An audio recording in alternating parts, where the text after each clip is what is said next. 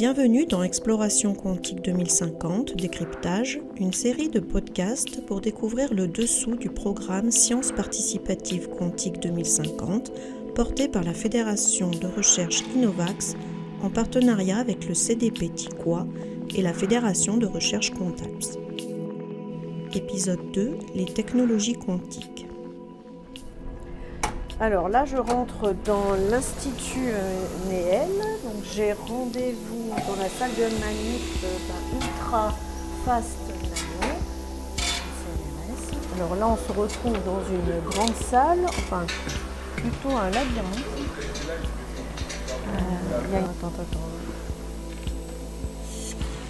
Ici se côtoient les instruments les plus sophistiqués avec le simple tableau noir et des crayons. Je vois des grappes de tuyaux, il y a des bonbonnes un peu partout. Bon, là, je pense que je me suis perdue, en fait, je vais peut-être retrouver. Bonjour Robert Whitney.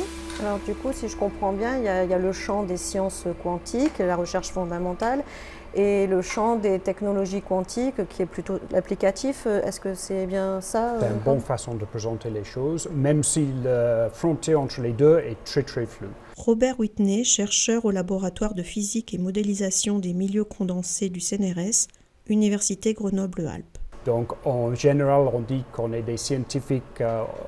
Notre travail principal, c'est de comprendre la nature.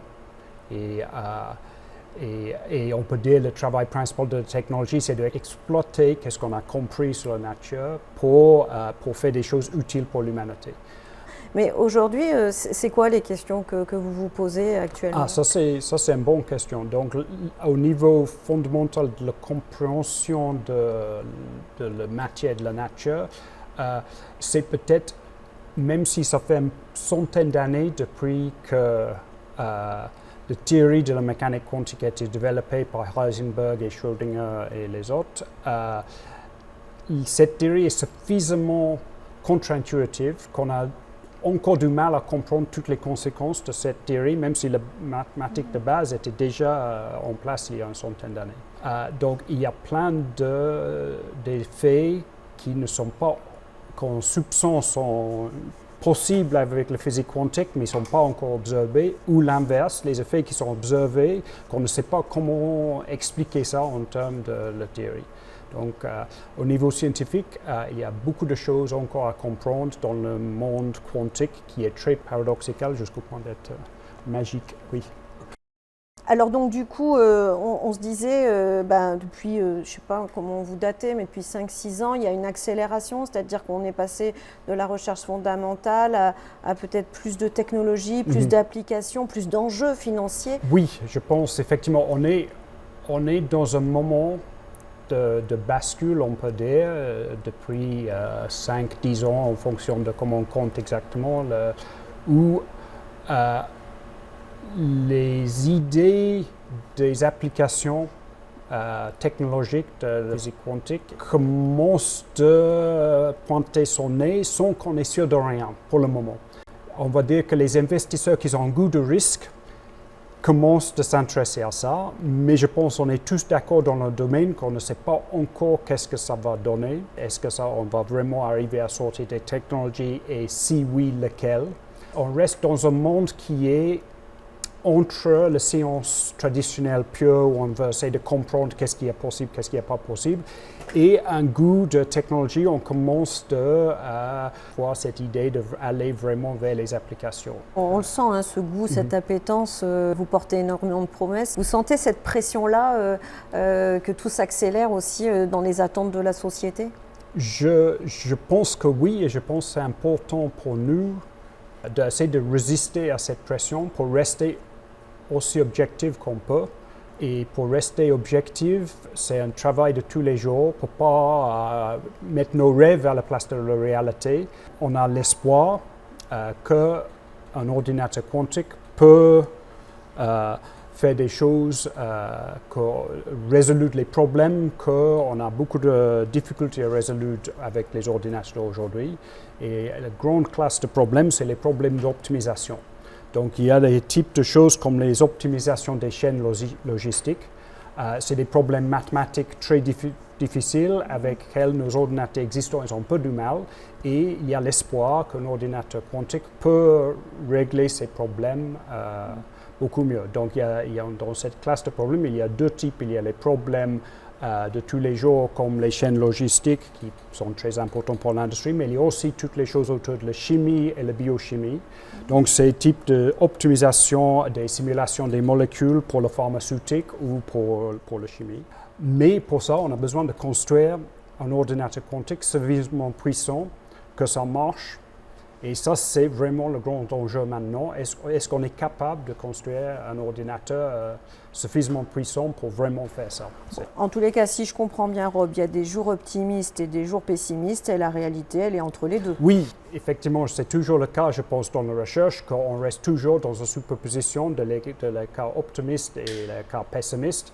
Et notre but, c'est de garder une objectivité pour trouver c'est quoi la réalité dans tout ce nuage de pessimisme et d'optimisme.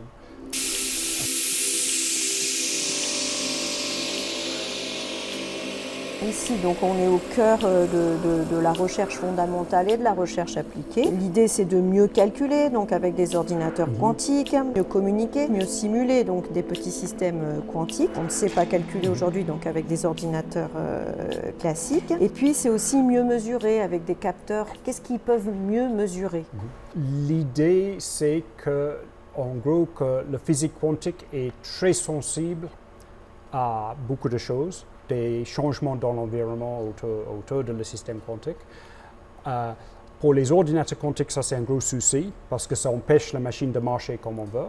Mais par contre, on peut renverser le truc et utiliser cette sensibilité pour capter, pour détecter des choses qu'on n'est pas capable de détecter facilement avec un capteur normal.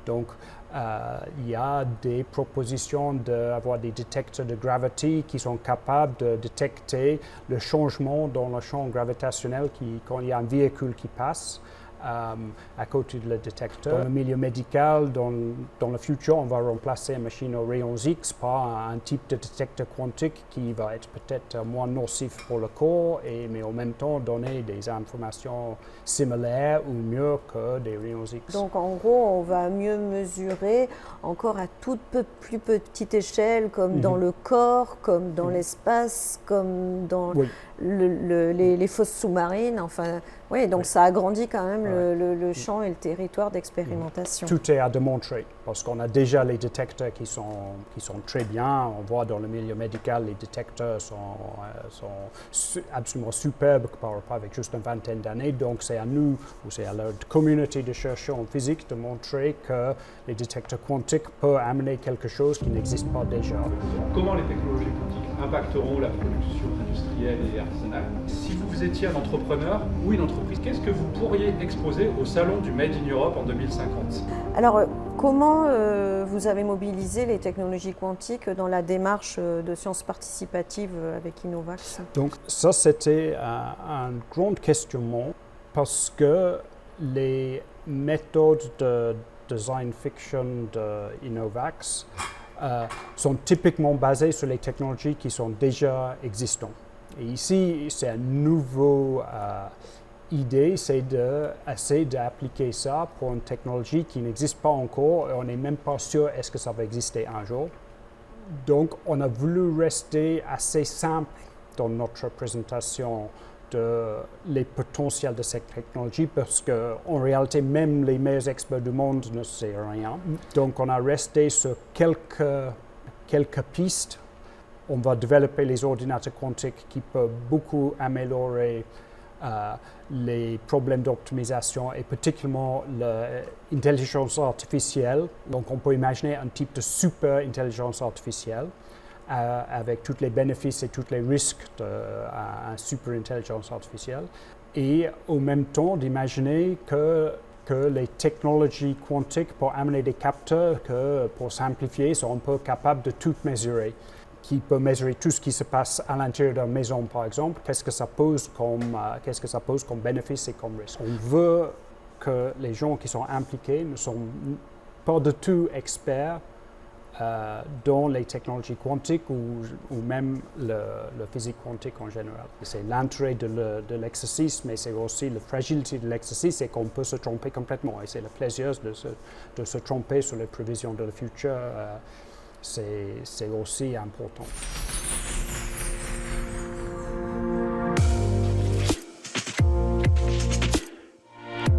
Rob, je vous laisse, je me prépare à aller affronter le froid, la neige.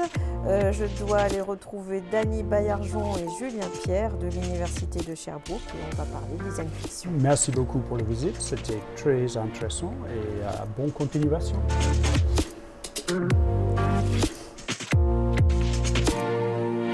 Pour aller plus loin, nous vous invitons à découvrir le podcast d'Olivier Ezrati, consultant et auteur spécialisé en technologie quantique, donné en novembre 2022, à écouter sur la chaîne YouTube Innovax. Exploration quantique 2050 est une série de podcasts produite en 2024 par la Fédération de recherche Innovax en partenariat avec le CDP Tiqua et la FR Quantalx, animé par Gaël Ray pour Agence Proton et réalisé par Alexandre Fauré pour WeProd.